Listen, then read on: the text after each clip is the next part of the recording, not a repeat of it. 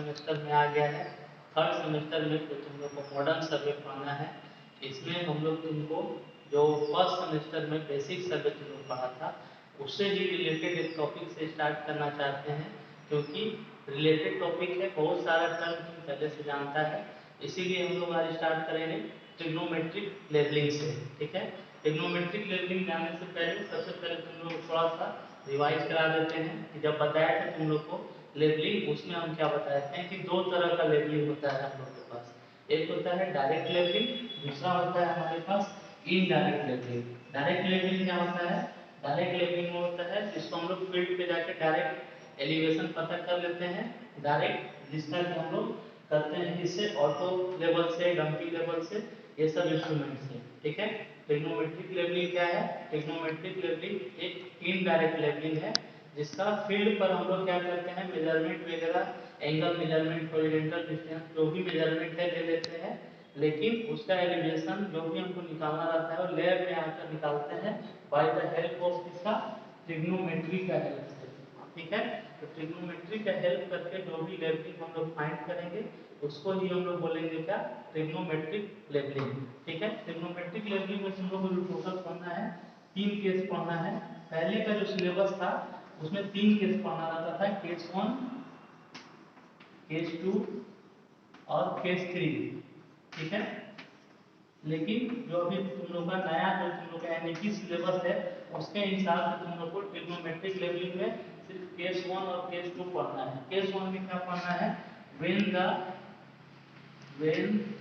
The base is accessible. ठीक है, और दूसरा केस पढ़ना है when object base is inaccessible. ठीक है, बोलने का क्या मतलब है कि फर्स्ट केस में जैसे तुम लोग पढ़ना है, जैसे मान लो यहाँ पर हम लोग का कोई टावर है या फिर कोई बिल्डिंग है, यहाँ पर इसके ऊपर मेरा कुछ टावर लगा हुआ है या फिर ये बिल्डिंग का ही एलिवेशन हमको अगर निकालना है तो सबसे पहले क्या इंस्ट्रूमेंट अपना हम लोग यहाँ फिट किए, इंस्ट्रूमेंट सेट करने के बाद यहाँ से हम लोग डायरेक्ट यहाँ से एंगल मेजरमेंट कर लिए। और फर्स्ट केस है जब हम लोग का बेस इज एक्सेसिबल, होने का मतलब है कि जहाँ पर इंस्ट्रूमेंट स्टेशन है और जो बेस है उसके बीच का डिस्टेंस को हम लोग हॉरिजॉन्टल डिस्टेंस को क्या कर सकते हैं, मेजर कर सकते हैं। ठीक है, ठीक है, जैसा कि तुम लोग को हम बता चुके हैं case 1, case 2, case 3, total 3 case तुम लोग को हम पढ़ाएंगे। जबकि तुम लोग का एनईपी का जो सिलेबस है उसमें तुम लोग को केस 1 और केस 2 ही पढ़ना है। ठीक है, उसका न्यूमेरिकल आएगा या तो फिर इसका डेरिवेशन आएगा। ठीक है, जो तुम लोग का नया सिलेबस है नीति के हिसाब से थोड़ा सा मर्ज किया गया है, लेकिन हो सकता है क्वेश्चन आउट ऑफ सिलेबस आ जाए, तो वैसा केस के लिए हम 3 केस तुम लोग टोटल पढ़ाएंगे।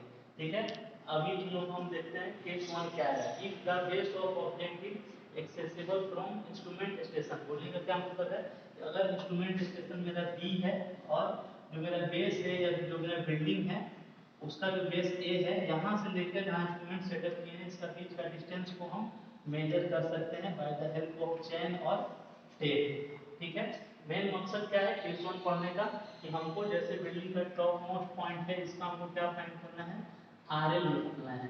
ठीक है, इस पॉइंट का आरएल निकालने के लिए हम लोग सबसे पहले क्या देखेंगे कि यहाँ पर जो मेरा यहाँ इंस्ट्रूमेंट सेटअप है बी पर, बेंचमार्क है मेरे पास पहले से। बेंचमार्क के बारे में तुम लोगों को पहले ही बता चुके हैं कि टोटल 3 तरह का बेंचमार्क तुम लोग को जो हम पढ़ाए थे वो बता रहे हैं कि 3 तरह का बेंचमार्क बताए थे, एक है टेम्पोररी, परमानेंट और तीसरा आर्बिट्रेरी।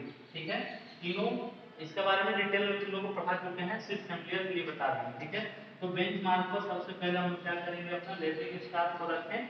लेवलिंग स्टार को रखने के बाद सबसे पहला रीडिंग हम लोग कहाँ पर लिए, बेंचमार्क पर लिए, इसको हम लोग क्या नाम देंगे, बैक साइड। कोई भी इंस्ट्रूमेंट सेटअप करने के बाद जो पहला रीडिंग हम लोग लेते हैं उसको क्या बोलते हैं, बैक साइड रीडिंग। ठीक है, बैक साइड रीडिंग लिए ये डिस्टेंस जिसको कि हम लोग एस मेजर कर रहे हैं, एस मान के कर रहे हैं, तो जो डिस्टेंस यहाँ है इसका हॉरिजॉन्टल लाइन जो मेरा पास हो रहा है इसको हम लोग बोलते हैं line of collimation. Line of collimation क्या बताया है तुम लोग को कि अगर मेरा थेडोलाइट को एकदम हॉरिजॉन्टल रखते हैं तो उसका सेंटर लाइन से जो इमेजिनरी लाइन पार होगा हॉरिजॉन्टल डायरेक्शन में उसको हम लोग बोलते हैं लाइन ऑफ कोलिमेशन।